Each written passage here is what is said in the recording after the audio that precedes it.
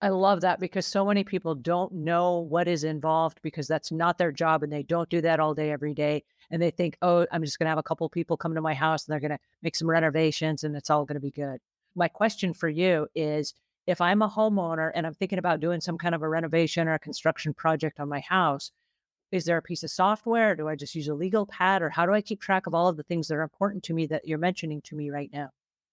Your task as a homeowner is again spend very productively the time in the design phase, right? So understand what it is that you want to do.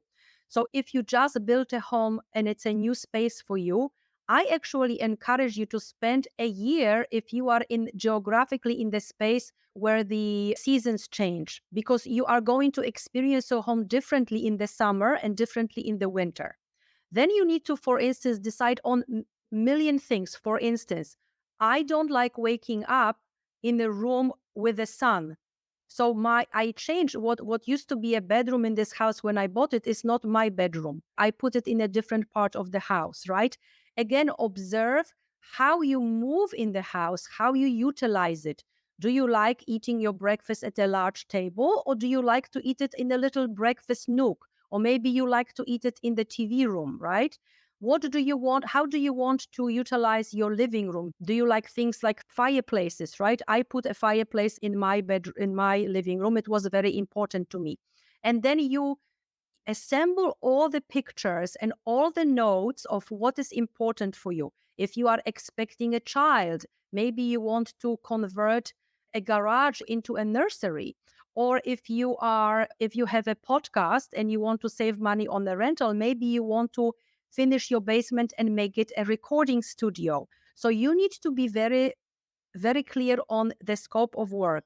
And with all these documentation and your notes from your visits to other homes and open houses, you then approach a design professional who is going to put all these crazy ideas. I'm saying crazy because sometimes they are, contradictory.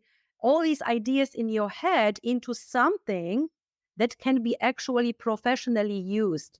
And I really encourage you to invest in plans because think of them as your insurance policy.